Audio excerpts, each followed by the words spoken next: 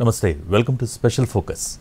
అన్నతో విరోధం, బావంటే ద్వేషం, కజిన్తో కయ్యం, నాన్నంటే ప్రేమంటూ నాటకం. రాజకీయం కోసమా, ఆస్తుల కోసమా? కవిత యాక్షన్ వెనుక డైరెక్షన్ ఎవరిది? కేసీఆర్ ఫ్యామిలీ సర్కస్పై నడుస్తున్న టాక్ ఏంటి? కవిత మాటల్లో సారాంశమేంటి? బీఆర్ఎస్ రియాక్షన్ ఎలా ఉండబోతోంది? నెక్స్ట్ ఏం జరగబోతోంది? బీఆర్ఎస్లో కవిత కల్లోలం కొనసాగుతోంది. కీలక నేత హరీష్ రావు, కేసీఆర్ సన్నిహితుడు సంతోష్ రావుపై ఆమె చేసిన ఆరోపణలు మంట పుట్టిస్తున్నాయి. కాళేశ్వరం ప్రాజెక్టులో కేసీఆర్కు అవినీతి మరక అంటించే ప్రయత్నం చేశారని ఫైర్ అయ్యారు. అన్నతో ఏమో కానీ బావతోనే యుద్ధం అంటూ తేల్చేశారు కవిత. అసలు ఎందుకిలా మాట్లాడారు? ఆమె వెనుక ఎవరున్నారు? ఈ ఆరోపణలపై బీఆర్ఎస్ ఎలా రియాక్ట్ అవుతుంది? అన్నతో విరోధం, బావంటే ద్వేషం, కజిన్తో కయ్యం, నాన్నంటే ప్రేమంటూ నాటకం. రాజకీయం కోసమా, ఆస్తుల కోసమా? కవిత యాక్షన్ వెనుక డైరెక్షన్ ఎవరిది? కేసీఆర్ ఫ్యామిలీ సర్కస్పై నడుస్తున్న టాక్ ఏంటి? తెలంగాణ రాజకీయాల్లో కాళేశ్వరం కాకరేపుతోంది. అధికార విపక్షాల మధ్య ఆరోపణలు ప్రత్యారోపణలతో పాలిటిక్స్ హీటెక్కాయి. అసెంబ్లీ సమావేశాలు హాట్గా సాగాయి. చివరకు కాళేశ్వరంపై సిబిఐ విచారణ దాకా వెళ్ళింది. ఇప్పుడు అంతకు మించిన ప్రకంపం తెలంగాణ రాజకీయాల్ని కుదిపేస్తోంది. అసలే టెన్షన్లో ఉన్న బీఆర్ఎస్కు ఎమ్మెల్సీ కవిత బిగ్ బాంబు పేల్చి షాకిచ్చారు. మొన్నటిదాకా ఇండైరెక్ట్ ఆరోపణలు చేస్తూ వచ్చిన ఆమె ఇప్పుడు డైరెక్ట్ వార్కు దిగినట్లే కనిపిస్తోంది. కాళేశ్వరం అంశాన్ని ఎలా ఎదుర్కోవాలనే ఆలోచనలో ఆ పార్టీ ఉండగానే కవిత మరింత ఇరుకును పెట్టేశారు. బీఆర్ఎస్ కీలక నేత హరీష్ రావుపై సెన్సేషనల్ కామెంట్స్ చేసి పొలిటికల్ హీట్ని పీక్స్కు తీసుకువెళ్లారు కవిత. ఆయనపై తీవ్ర ఆరోపణలు చేశారు. అంతేకాదు, ఎంపీ సంతోష్ పైన ఓ రేంజ్లో విరుచుకుపడ్డారామె. కాళేశ్వరం నిర్మాణంలో హరీష్ రావు అవినీతికి పాల్పడలేదా అంటూ విమర్శలు మొదలుపెట్టిన కవిత ఇద్దరూ కలిసి తన తండ్రి కేసీఆర్కు అవినీతి మరకలు అంటించే ప్రయత్నం చేస్తున్నారని కాంట్రవర్సీ కామెంట్స్ చేశారు. కాళేశ్వరం ఇష్యూలో హరీష్ రావు మేజర్ పాత్ర లేదా అని ఆమె ప్రశ్నించారు. అందుకే రెండోసారి కేసీఆర్ ఆయన్ను పక్కన పెట్టారన్నారు. ఇవాళ 5 సంవత్సరాలు ఇరిగేషన్ మంత్రిగా చేసినటువంటి హరీష్ రావు గారిది మేజర్ పాత్ర లేదా దీంట్లో? అందుకే కదా కేసీఆర్ గారు వారిని సెకండ్ టర్మ్లో తప్పించిండ్రు. ఈ మొత్తం కాళేశ్వరం ఎపిసోడ్లో కేసీఆర్ గారికి మరక అంటిందంటే 2-3 వ్యక్తులు కారణం. మాజీ రాజ్యసభ సభ్యుడు ఒకలైతే, హరీష్ రావు గారు ఒకలైతే. మాజీ మంత్రి హరీష్ రావు బీఆర్ఎస్లో కీలక నేత సంతోష్ రావు కేసీఆర్కు అత్యంత సన్నిహితులు. పార్టీలో కేసీఆర్ తర్వాత కీలక నిర్ణయాలు తీసుకునేది కేటీఆర్, హరీష్లే. మరి ఎంతో విధేయంగా ఉండే హరీష్ రావుపై కవిత చేసిన వ్యాఖ్యలు సొంత పార్టీలోనే కాదు, తెలంగాణ రాజకీయాల్లో పొలిటికల్ సైక్లోన్కు కారణమయ్యాయి. హరీష్ రావుపై కవిత చేసిన వ్యాఖ్యల్లో వాస్తవం ఎంత? నిజంగానే అక్రమాలకు పాల్పడ్డారా? పార్టీ ఉంటే ఏంటి, పోతే ఏంటి, తోలు తీస్తా బిడ్డా అంటున్న కవిత మాటల్లో సారాంశం ఏంటి? తండ్రిపై ప్రేమ చూపిస్తూనే పార్టీ పరువు తీస్తున్నారా? అసలు ఆమె దారెటు అనే చర్చ పొలిటికల్ సర్కిల్స్లో జోరుగా జరుగుతోంది. ఇంకా కూడా ఇటువంటి వ్యక్తుల్ని దూరం పెట్టుకోకుండా ఉంటే కేసీఆర్ గారి మీద సిబిఐ కేసు వేసేటటువంటి స్థాయికి వచ్చినాక ఏం పార్టీ ఉంటేంది, పోతేంది. బీఆర్ఎస్ పార్టీ నాయకులు నన్ను తిట్టుకున్నా సరే, లోకల్ బాడీ ఎన్నికలలో నాకు నష్టం జరుగుతుంది అనుకున్నా సరే, మా నాన్న మీద సిబిఐ ఎంక్వైరీ పడ్డాక ఏముంది, తొక్కల ఎలక్షన్ ఒకటి గెలుస్తారు, ఒకటి ఓడిపోతారు. కాళేశ్వరం ప్రాజెక్ట్ అవినీతిపై తాజాగా సిబిఐ ఎంక్వైరీకి సిఫార్సు చేసింది తెలంగాణ ప్రభుత్వం. దీనిపై మీడియాతో మాట్లాడిన కవిత బీఆర్ఎస్నే టార్గెట్ చేశారు. సొంత పార్టీపై డైరెక్ట్గా బావ హరీష్, సంతోష్ రావులపై విమర్శలు ఎక్కుపెట్టారు. అన్నతో కాదు, బావతోనే యుద్ధమంటూ తేల్చేశారు కవిత. తన తండ్రి కేసీఆర్ దేవుడు అని, ఆయన చుట్టూ దెయ్యాలున్నాయంటూ గతంలో కామెంట్స్ చేసిన ఆమె ఇప్పుడు ఆయనకు అవినీతి మరక అంటించారంటూ ఫైర్ అయ్యారు. కేసీఆర్పై సిబిఐ ఎంక్వైరీ అంటే బీఆర్ఎస్ ఎందుకు రియాక్ట్ కాలేదని నిలదీశారు కవిత. తెలంగాణ బంద్కు ఎందుకు పిలిపివ్వలేదని ప్రశ్నించారామె. సిబిఐ ఎంక్వైరీ వేస్తున్నా అని రేవంత్ రెడ్డి గారు అసెంబ్లీలో చెప్తే తెలంగాణ బంద్ ఖాళీ వద్దా, బగ్గు మనొద్దా? తెలంగాణ ఎట్లా మాట్లాడతారు? నిజంగానే మనిషి అవినీతి అయితే, నిజంగానే మనిషి డబ్బులు తినోడైతే వేరు మాట. ఆయనకు తిండి మీద కూడా ధ్యాస ఉండదా బాబు? తెలంగాణ అదే పిచ్చి. అట్లాంటి మనిషిని పట్టుకొని ఇవాళ ఏది పడితే అది మాట్లాడితే కూడా రియాక్ట్ కాకపోవడం చాలా దారుణం. ప్రశ్నించినందుకు ఇష్టం వచ్చినట్లు మాట్లాడతానంటే తోలు తీస్తామన్నారు కవిత. గీత గీస్తామని హెచ్చరించారు. అంటే నా దగ్గర పైసలు ఉన్నాయి, టీవీలు ఉన్నాయి, సోషల్ మీడియాలు ఉన్నాయి, ఏటు పడతాటు మాట్లాడతామంటే తోలు తీస్తాం చెప్తున్నా నేను. గీత గీసుకుంటాం, గీత గీసుకుంటాం బిడ్డ. మీరు ఒక్క కమెంట్ పెడితే మేము 10 చేస్తాం.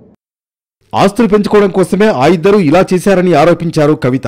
హరీష్ రావు, సంతోష్ రావు తనపై ఎన్నో కుట్రలు చేశారని చెప్పుకొచ్చారు. వాళ్ళిద్దరు వెనుక సీఎం రేవంత్ రెడ్డి ఉన్నారని కవిత అన్నారు. అందుకే వాళ్లను ఏమీ అనరని బాణం కేసీఆర్ వైపే పెడతారన్నారు ఆమె. హరీష్ రావు గారు వెనుక, సంతోష్ రావు గారు వెనుక రేవంత్ రెడ్డి గారు ఉన్నారు. వాళ్ళని ఖచ్చితంగా కాపాడతారు అన్ని విషయాలను. వాళ్ళని ఏమనరు, వాళ్ళ గురించి ఏం మాట్లాడరు. బాణం ఎంతసేపు కేసీఆర్ గారి మీద ఉంటుంది. మేము డిమాండ్ చేస్తూ ఉన్నాం కాంగ్రెస్ ప్రభుత్వాన్ని, మీరు బట్టగాల్చి మీదేసినట్టు ఆరోపణలు వేయడం కాదు, మీకు దమ్ము ధైర్యం ఉంటే నేను పేర్లు కూడా చెప్పిన, చూడండి ఎక్కడి వరకు పోతారో చూస్తాం.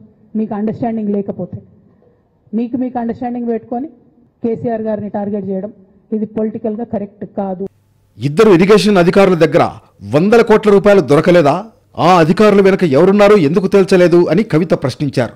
దమ్ముంటే హరీష్, సంతోష్లపై చర్యలు తీసుకోవాలని సవాల్ చేశారు.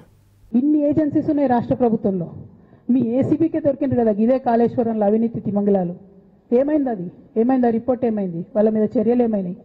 దాని కంక్లూజన్ ఏంది? ఒక్క చిన్న ఎంక్వైరీ కూడా ఇప్పటివరకు కంక్లూడ్ చేయలేదు కాంగ్రెస్ గవర్నమెంట్. ప్రచారం ఎక్కువ, పని తక్కువ. అసలు కవిత వెనుక ఎవరున్నారు? డైరెక్ట్ వార్కు డైరెక్షన్ ఎవరిదనే డిస్కషన్ నడుస్తోంది. కవిత మాత్రం ఎవరో చెబితే ఆడే తోలుబొమ్మను కాదన్నారు. ఇండిపెండెంట్గా తనకు తెలిసిన విషయాలు చెబుతున్నానని స్పష్టం చేశారు. దీనివల్ల రాజకీయంగా ఎంత నష్టం వచ్చినా భరిస్తానని తేల్చి చెప్పారు కవిత. ఖబర్దార్ బిడ్డ, నేను ఎవరు చెప్తే ఆడేటటువంటి తోలుబొమ్మను కాదు. నాది నాది నాది నాది కేసీఆర్ బ్లడ్, నాది తెలంగాణ బ్లడ్. ఇండిపెండెంట్గా నేను అనుకున్న విషయాన్ని చెప్తున్నాను. దానికి పొలిటికల్గా ఇబ్బంది అయినా, కష్టమైనా, నష్టమైనా నేనే భరిస్తా. ఇప్పుడే కాదు, గతంలో పార్టీ నాయకత్వం పైన కీలక వ్యాఖ్యలు చేశారు. తన నేత కేసీఆరేనన్న కవిత ఇంకెవరి నాయకత్వాన్ని ఒప్పుకోరని క్లియర్ కట్గా చెప్పేశారు. తానెప్పటికీ బీఆర్ఎస్ నాయకురాలని అంటున్న కవిత అడుగడుగునా కాంట్రవర్సీలు క్రియేట్ చేస్తూనే ఉన్నారు. ఇది గులాబీ దళానికి కంటి మీద కునుకు లేకుండా చేస్తోంది. ఇప్పుడు మరోసారి సంచలన ఆరోపణలతో కారు పార్టీలో కల్లోలం రేపారామే. కవిత కల్లోల ఎపిసోడ్ తెలంగాణలో హాట్ టాపిక్గా మారింది. ఆమె ఎందుకులా మాట్లాడారు? నెక్స్ట్ బీఆర్ఎస్ ఏం చేయబోతోంది అనే చర్చ జరుగుతోంది. కవిత కామెంట్స్పై ఇప్పటికే BRS working president KTR react అయ్యారు. 6 అడుగుల బుల్లెట్ అంటూ హరీష్ రావుకు సపోర్ట్ చేస్తూ ఎక్స్లో బీఆర్ఎస్ చేసిన ట్వీట్ను రీట్వీట్ చేశారు. దీంతో ఈ విషయం మరింత రాజుకుంటోంది. బీఆర్ఎస్ క్యాడర్ సైతం ఆమె సోషల్ మీడియా అకౌంట్లను అన్ఫాలో చేస్తోంది. తొలుత జాగృతితో తనకంటూ ఓ గుర్తింపు తెచ్చుకున్నారు కవిత. తర్వాత పార్టీ కార్యక్రమాలలో యాక్టివ్గా పాల్గొన్నారు. ఎప్పుడైతే లిక్కర్ కేసులో ఇరుక్కున్నారో అప్పట్నుంచి ట్రబుల్స్ స్టార్ట్ అయ్యాయి. ఏం జరిగిందో ఏమో కానీ జైలు నుంచి వచ్చాక కవితకు పార్టీకి మధ్య గ్యాప్ బాగా పెరిగింది. ఇంతకీ కార్ పార్టీకి కవితకు ఎక్కడ తేడా కొట్టింది? గ్యాప్ ఎందుకు వచ్చింది? నిజానికి జైలు నుంచి వచ్చాక కవిత యాక్టివ్ కావడంతో ఫ్యామిలీ పాలిటిక్స్ ఒక్కసారిగా భగ్గుమన్నాయి. డియర్ డాడీ అంటూ కేసీఆర్కు లేఖాస్త్రాన్ని సంధించడం, అది లీక్ కావడంతో రచ్చ జరిగింది. అంతేకాదు, ప్రత్యక్షంగా కేటీఆర్పై కవిత విమర్శలు గుప్పించడంతో ఆధిపత్య పోరు బయటపడింది.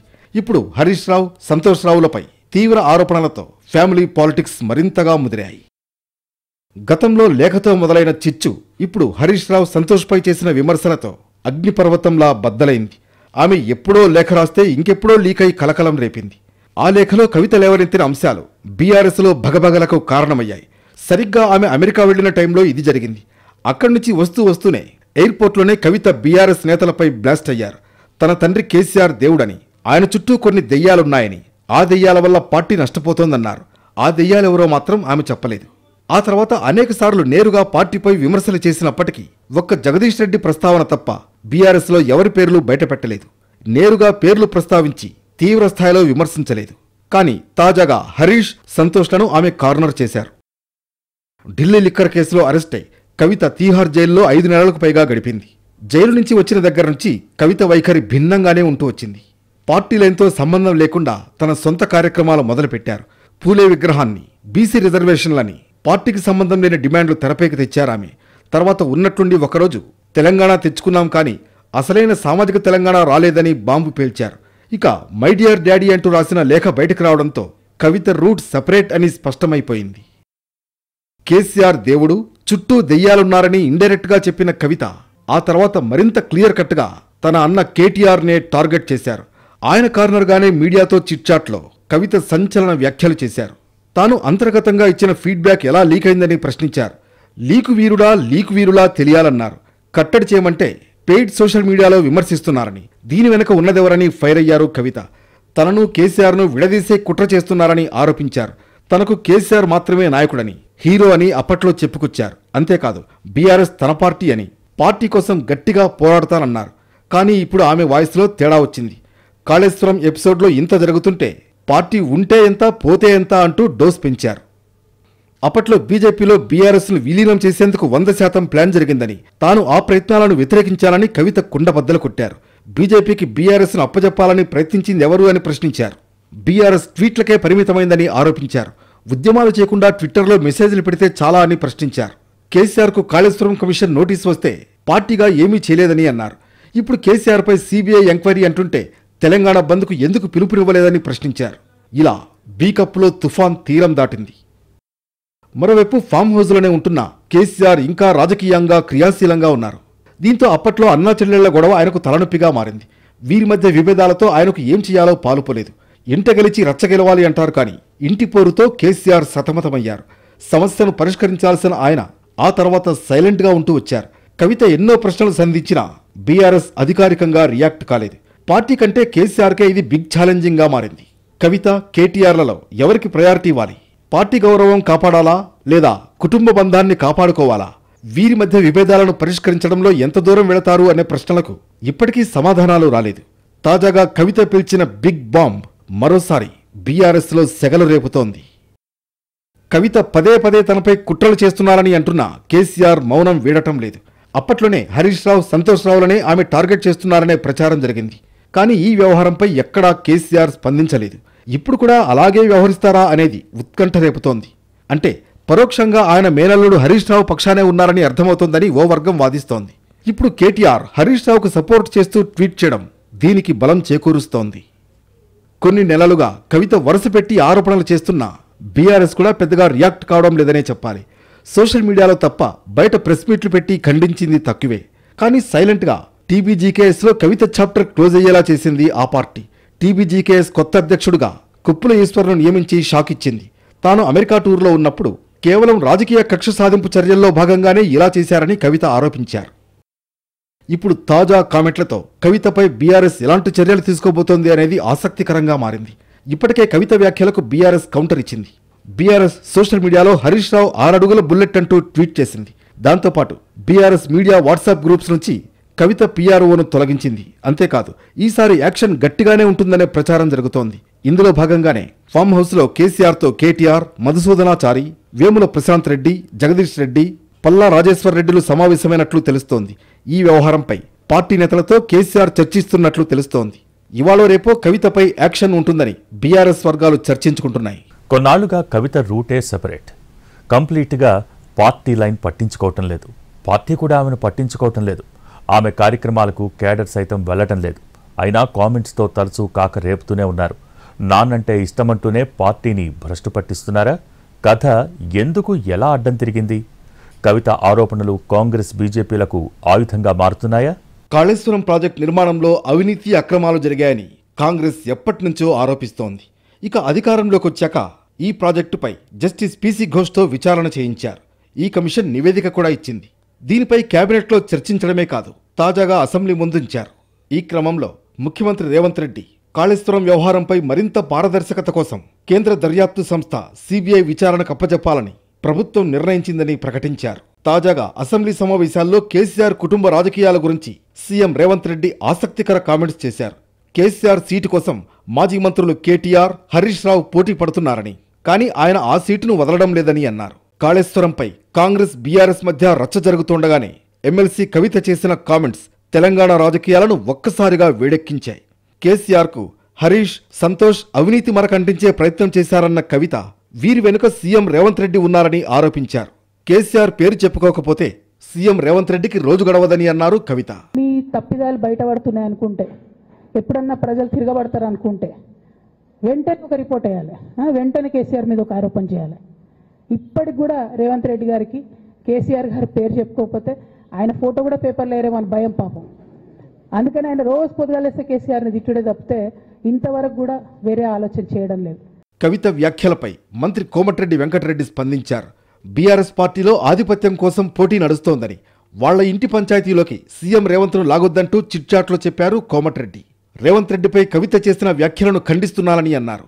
కాళేశ్వరంపై సీబీఐ దర్యాప్తులో దోషులు తేలుతారన్నారు. కాళేశ్వరం ప్రాజెక్టులో అవినీతి జరిగిందని కవిత చెప్పకనే చెప్పిందన్నారు కాంగ్రెస్ నేతలు. హరీష్ రావు, సంతోష్ రావుల పేర్లు చెప్పి కేసీఆర్కు సంబంధం లేదని చెప్పే ప్రయత్నం చేశారన్నారు. కానీ సీబీఐ ఎంక్వైరీలో అన్నీ బయటకొస్తాయని స్పష్టం చేశారు. ఈరోజు కల్వకుంట్ల కవిత గారు చెప్పకనే చెప్పింది, కాళేశ్వరంలో అవకతవకలు జరిగినట్టుగా ఒప్పుకుంది. ఇరిగేషన్ శాఖ మంత్రిగా ఉన్న హరీష్ రావు చేపట్టే ఈరోజు ఆమె తండ్రిపై సీబీఐ ఎంక్వైరీ చేసే స్థాయికి వచ్చిందని బాధపడుతుంది. కేసీఆర్ గారు తినలేదు, హరీష్ రావు గారు, సంతోష్ రావు గారు తిన్నారని ఆమె దగ్గరగా ఉండి చూసినటువంటి వ్యక్తి కాబట్టి చెప్పారు. దీని మీద సిబిఐకి ఎంక్వైరీకి వేశారు. దాంట్లో వాస్తవం బయటకు వస్తుంది. మరి కవిత గారు చెప్పినట్టు కేసీఆర్ గారు కడిగిన ముత్యంలాగా వస్తాడా లేదా అనేది దాని రిపోర్ట్ వచ్చినాం. కానీ ఆ రిపోర్ట్ కంటే ముందే ఎవరు తప్పు చేశారు అనే విషయాన్ని కవిత గారు స్పష్టంగా తెలంగాణ ప్రజలకు తెలియజేశారు. హరీష్ రావు గారికి, సంతోష్ రావు గారికి సంబంధం ఉందనేటువంటి మాట చెప్తున్న సందర్భంలో, అంటే కాళేశ్వరంలో అవినీతి జరిగిందని ఆ కుటుంబంలోనే సభ్యురాలు ఉన్నటువంటి కవిత చెప్పిందంటే, మరో మాట కవిత అన్నటువంటి సందర్భం చూసిన హరీష్ రావు గారి హయాంలో జరిగినటువంటి అవినీతి అక్రమాలను గమనించే పక్కన పెట్టినమని. కాళేశ్వరం ప్రాజెక్టులో కల్వకుంట్ల కుటుంబం అంతా కలిసి అవినీతికి పాల్పడిందని ఆరోపించారు బీజేపీ ఎంపీ డీకే అరుణ. కవిత, కేటీఆర్, కేసీఆర్ వేర్వేరు కాదని, అంతా కలిసే అవినీతి చేశారని చెప్పారు. కవిత మాటలు డైవర్షన్ పాలిటిక్స్ లో భాగమేనన్నారు డీకే అరుణ. కేసీఆర్ కవిత వేరా, కేసీఆర్ హరీష్ రావు వేరా, కేసీఆర్ కేటీఆర్ వేరా, కుటుంబం అంతా ఒకటే కదా. ఇప్పుడు ఆ కుటుంబం అవినీతి చేసింది అన్నప్పుడు కల్వకుంట్ల కుటుంబంలో కల్వకుంట్ల బంధువులు కావచ్చు, వాళ్ళు కాదు, అధికారంలో ఎంజాయ్ చేసినటువంటి వాళ్ళు, అధికారాన్ని అనుభవించినటువంటి వాళ్ళు, అవినీతిలో పాలు పంచుకున్నటువంటి వాళ్ళందరూ ఒకటే కదా. కవిత ఏదో డైవర్ట్ పాలిటిక్స్ చేయడానికి మాట్లాడుతుండొచ్చు, కానీ ఖచ్చితంగా వీళ్ళందరూ కూడా అవినీతిలో పాత్ర ఉన్నటువంటి వాళ్లే. కాళేశ్వరంలో ఈ రోజు నిండా తెలంగాణను ముంచిన వాళ్లే. కౌంటర్లు ఎలా ఉన్నా కవిత విమర్శలతో బీఆర్ఎస్ లో విభేదాలు పీక్స్ కు చేరుకున్నాయి. అంతేకాదు, సొంత బావ హరీష్ తో ఇకపై డైరెక్ట్ పొలిటికల్ వార్కు సిద్ధంగా ఉన్నారనే సంకేతాలిచ్చారు కవిత. నిన్నటిదాకా కేటీఆర్ కు కవితకు మధ్య చెడిందని అంతా అనుకున్నారు. కానీ ఆయనపై కక్షతోనే ఇలా మాట్లాడుతోందనే ఊహాగానాలకు చెక్ పెట్టేలా హరీష్ పేరును తెరపైకి తెచ్చారు. తన యుద్ధం అన్నపై కాదు బావపై అన్నట్లుగా కవిత క్లారిటీకి వచ్చిందనే టాక్ వినిపిస్తోంది. కవిత వ్యాఖ్యల తర్వాత బీఆర్ఎస్ లో రాజకీయ పరిణామాలు వేగంగా మారుతున్నాయి. కేసీఆర్ పై సీబీఐ ఎంక్వైరీ వేసిన తర్వాత బీఆర్ఎస్ పార్టీ ఉంటే ఎంత పోతే ఎంత అంటూ కవిత అన్న మాటలు ఏకంగా పార్టీ నేతల్లో తీవ్ర ఆగ్రహానికి కారణమైనట్లు తెలుస్తోంది. కవిత వర్సెస్ హరీష్ రావు వివాదంలో పార్టీ మద్దతు హరీష్కేనంటూ బీఆర్ఎస్ సోషల్ మీడియా పోస్టుల ద్వారా క్లారిటీ ఇస్తోంది. నిజానికి కొన్నాళ్లుగా బీఆర్ఎస్ తో కవితకు బాగా గ్యాప్ పెరిగింది. ఆమె చేపట్టే ఏ కార్యక్రమానికి పార్టీ మద్దతు కానీ, పార్టీ నేతల సంఘీభావం కానీ తెలపడం లేదు. పార్టీ లైన్తో సంబంధం లేకుండానే సొంతంగా కార్యక్రమాలు చేస్తున్నారు. కేసీఆర్ అంటే ఇష్టమంటూనే బీఆర్ఎస్ ను భ్రష్టు పట్టిస్తున్నారని టాక్ నడుస్తోంది. కొన్నాళ్లుగా ఆమె చేస్తున్న ఆరోపణలు అటు కాంగ్రెస్, ఇటు బీజేపీకి ఆయుధంగా మారాయి. అసలే కేసులు, విచారణలతో బీఆర్ఎస్, ఆ పార్టీ నేతలు ఇబ్బందులు ఎదుర్కొంటున్నారు. మధ్యలో బీఆర్ఎస్ కీలక నేతలే టార్గెట్ గా కవిత ఆరోపణలు చేస్తూ కారు పార్టీకి కొరకరాని కొయ్యగా మారారు. దీంతో ఆమె వెనుక బీజేపీ, కాంగ్రెస్ ఉందని సోషల్ మీడియాలో గులాబీ శ్రేణులు ట్రోల్ చేస్తున్నాయి. కానీ తనది కేసీఆర్ బ్లడ్, ఎవరికోసమో పనిచేయాల్సిన అవసరం తనకు లేదు, ఉంటే బీఆర్ఎస్ లో ఉంటా, లేదంటే ఇండిపెండెంట్ గా ఉంటా అనేలా కవిత చెప్పుకొచ్చారు. మొత్తానికి కాళేశ్వరంపై హాట్ గా చర్చ జరుగుతోన్న సమయంలో కవిత బీఆర్ఎస్ ను టార్గెట్ చేయడంతో తెలంగాణ పాలిటిక్స్ హీట్ ఎక్కాయి. ఇప్పుడైనా కేసీఆర్ మౌనం వీడుతారా, కవితపై యాక్షన్ తీసుకుంటారా అనే దానిపై చర్చ జరుగుతోంది. చూడాలి ఏం జరుగుతుందో.